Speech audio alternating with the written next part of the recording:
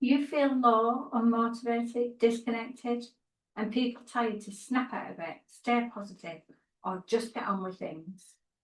But instead of helping, it makes you feel so much worse. Here's the truth: trying to snap out of depression can actually deepen it, and almost nobody explains why. Hi, I'm Cheryl, and I'm the owner of Your Time to Shine Therapy. I'm a therapist who works with people struggling with depression, low moods, and emotional overwhelm. If you have ever felt stuck in a low mood you just couldn't shift, have you lost motivation for things you used to care about? Do you ever feel guilty or ashamed for not being able to just feel better? Well, you're not alone.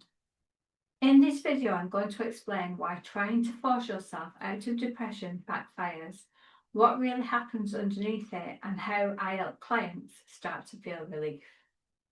By the end of this video, you'll understand your experiences differently, and that shift alone can start to lift some of the weight. Depression isn't something you can switch off, with your willpower. You just can't do that.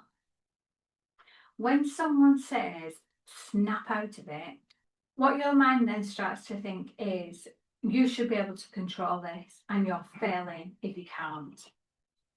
And what that creates is extra pressure because you feel like you're doing something wrong, self-criticism because again you feel like you're doing something wrong, shame, it's because you feel like you should be have it all under control.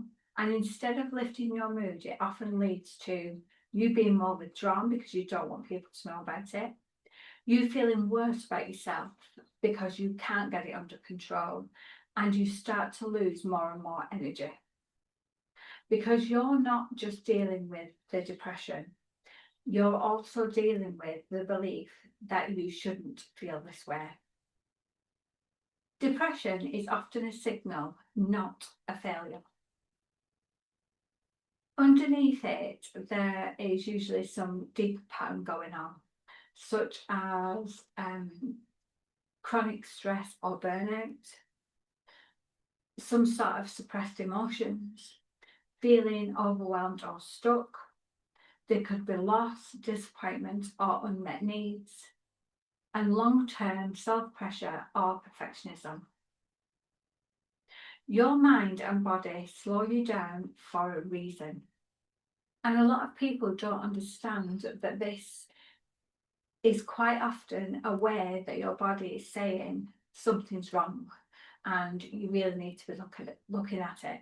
You might notice things like low energy or low motivation, having brain fog or difficulty focusing, or wanting to withdraw or be alone.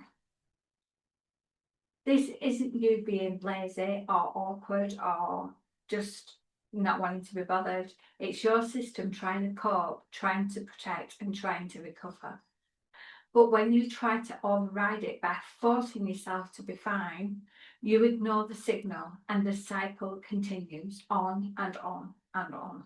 One of the hardest parts of depression is how isolated it becomes. And when you feel you should be able to just snap out of it, click your finger and snap out of it, you might stop talking about how you feel, which isolates you more. You put on a front around others so people think you're all right now and you're not. You avoid asking for help and you become more and more withdrawn. And the more isolated that you feel, the heavier the depression becomes and you just simply can't carry it. This is where so many people get stuck, not because they're not trying, but because the approach they've been given is actually making things worse. Some of the things that we do in the therapy sessions that I do is, taking a different approach. So instead of forcing change, we focus on understanding what's underneath that depression, because there's always something underneath that. And that includes things like identifying the patterns and the triggers contributing to your low mood, It includes creating space to safely process emotions instead of suppressing them. We look at reducing self-criticism and internal pressure. And we look at gently rebuilding energy, motivation, and direction. And as this happens, clients will often notice a gradual lift in their mood and in their mental clarity. And they start to feel less guilty and less self-judged. They also have a sense of reconnecting with themselves. And what they'll often say to me is, it feels lighter, like I'm not fighting myself anymore. And that is where real change begins, not from being forced, but from the understanding of it and of what's going on.